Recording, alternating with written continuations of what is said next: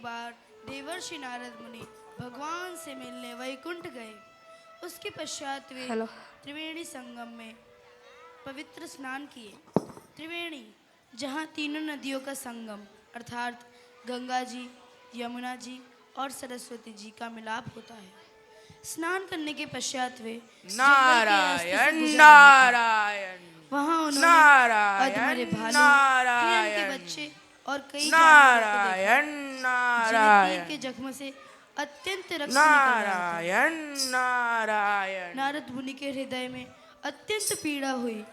वे उस रास्ते की तरफ चल पड़े जिधर नारायण से ये सारे नारायण जानवर आ रहे थे। नारायण वे उस जगह नारायण पहुंचे जहाँ बहुत सारे जानवर कुछ खा रहे थे और मुनि को नारायण देखते ही वे भाग गए। नारायण ऐसा देख पेड़ के पीछे नारायण छिपे शिकारी को नारायण मुनि पे क्रोध आया, पर मुनि को अत्यंत तपस्वी जानकर नारायण उसने क्रोध नहीं नारायण। किया, अपितु विनम्र भाव से कहने लगा, आपने मेरे सभी जानवरों को भगा दिए, अब मैं क्या शिकार करूंगा? आप निश्चित रूप से भटक गए हो। यह रास्ता जंगल की ओर जाता है। मुझे कुछ संदेह था, क्या आप मेरा संदेह दूर करेंगे? अवश्य। क्या संदेह है? आप शिकारी हैं, आपका कार्य है शिकार करना। आप इन्हें पूरी तरह से क्यों नहीं मार देते? इन्हें अधमरा क्यों छोड़ देते हैं? हमारे पिताजी ने हमें यही सिखाया है, जितना ये जानवर तड़प के मरेंगे उतना ही हमें आनंद मिलेगा। हम आपसे कुछ भिक्षा मांगना चाहते हैं। नारायण नारायण।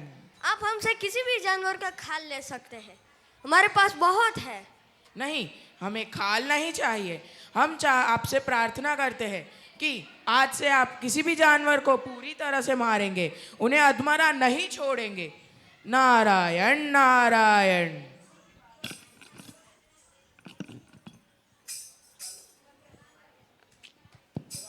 मुनि की बातों से शिकारी को आश्चर्य हुआ और उसने मुनि से पूछा, उसमें क्या समस्या है अगर मैं इन जानवर को ऐसे ही अधमरा छोड़ दूं?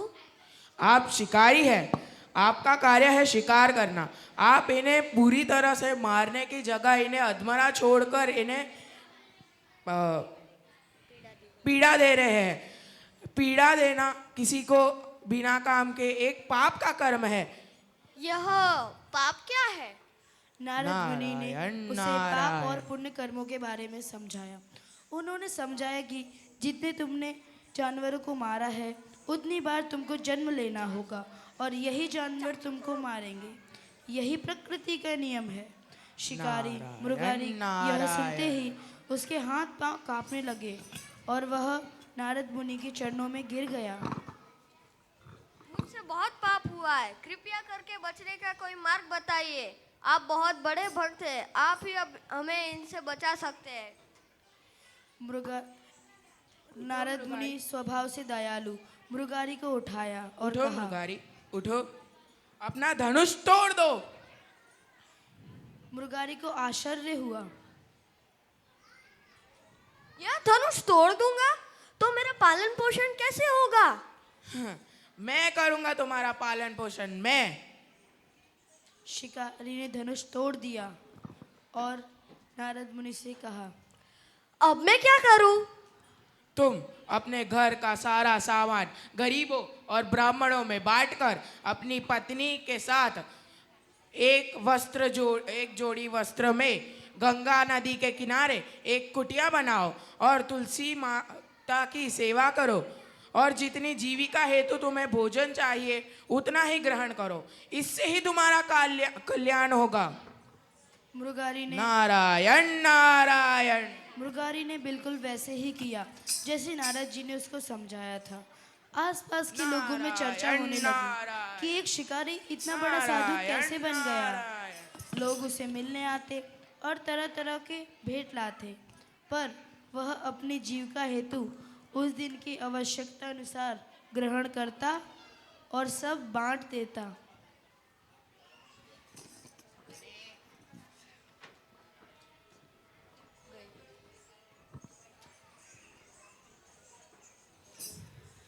कुछ दिनों के बाद नारद मुनि अपने मित्र पर्वत मुनि के साथ उधर से गुजर रहे थे।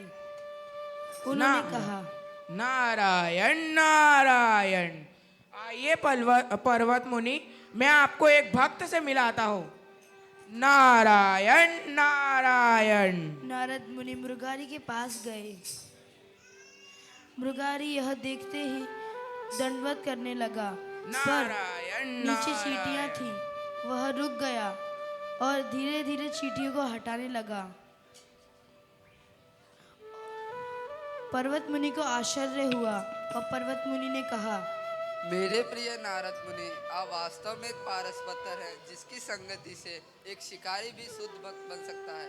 आप धन्य हैं नारद मुनि, आप धन्य हैं।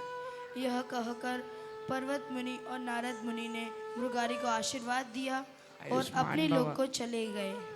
नारायण नारायण। इस कथा के माध्यम से हमें यह शिक्षा मिलती है कि नारायण हमारे आय के नारायण। स्रोत से हमारा पालन पोषण नहीं होता। यदि ऐसा होता तो संसार में इतने जीव हैं, क्या सभी की आय है? पर पालन पोषण सबका होता है। हमारा पालन पोषण भगवान द्वारा होता है। बस हमें इसमें श्रद्धा रखनी चाहिए। किसी भी परिस्थिति में भगवान को भूलना नहीं चाहिए। इससे ही हमारा कल्याण होगा। श्रील प्रपाद की जय कृष्णा।